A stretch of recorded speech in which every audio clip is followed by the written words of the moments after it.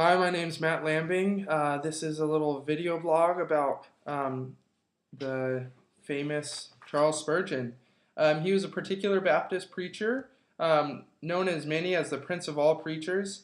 Was gifted from a young age, just a very blessed, gifted man, led directly to preaching and ministering. He lived from 1834 to 1892, so not necessarily that long of a life, and he was a Reformed Baptist, Calvinist once again, and there's he was so famous, it's estimated that he preached to over 10 million people, which at that day and age is mind blowing, to say the least. At the age of 19, he actually began preaching and became the pastor at New Park Street Chapel, and actually preached there for the next 38 years.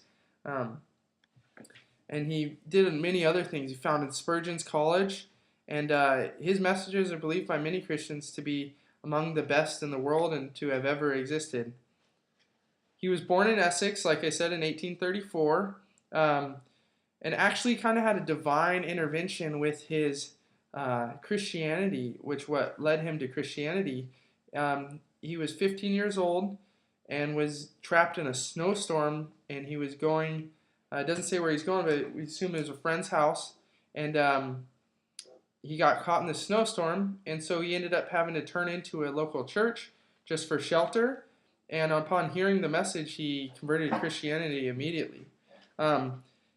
He was later quoted for saying the actual phrase or verse that turned him was, God opened his heart to the message of salvation, and it was Isaiah 45:22. It was, look unto me and be ye saved, all the ends of the earth, for I am God and there is no one else. So pretty powerful stuff, and I guess he just totally felt like God spoke directly to him, and it's a really cool story to see God work, and God has a plan in everything he does. Even in the beginning, when he first started preaching, people were just drawn to him and felt that he was especially blessed and led and made for this purpose. His style wasn't necessarily eloquent, but he used the local vernacular, which was nice because the locals could understand him. A lot of the preachers spoke in terms that no one could understand, and it was very difficult. And so this led him to be able to bring Christianity at a level that everyone could understand. He began preaching at the age of 19, and preached the rest of his life. By the time of his death, he had preached, I think, 3,600 sermons and published 49 volumes of commentaries and other biblical illustrations. And yeah, he just kept preaching. And then in 1856, Spurgeon married a woman named Susanna and was married to her the rest of his life. He did come across some controversy, just being so popular, as anyone will when with fame comes naysayers.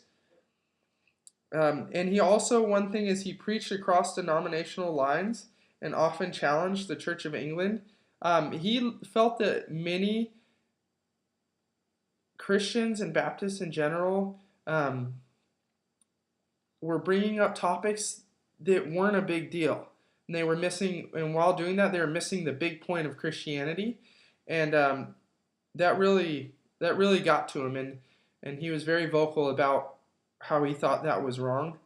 One thing that he really promoted was called the Wordless Book, and it's a book used to share the gospel without to illiterates, as well as languages that we didn't know. Pretty much a way you can share the gospel without necessarily speaking, which is a really cool thing, because how many times do language barriers in modern missionaries prevent us from sharing? So it's a really cool idea. I spoke about the downgrade controversy, where he felt other Baptists were downgrading the Bible in that they were sticking on issues that were not not big topic issues, small little things that they were putting so much effort to and that they were missing the main point. Charles Spurgeon died on January 1892 in France, where he spent a lot of his time. And he was a great man, and we see the effects of his work and how God used him even today.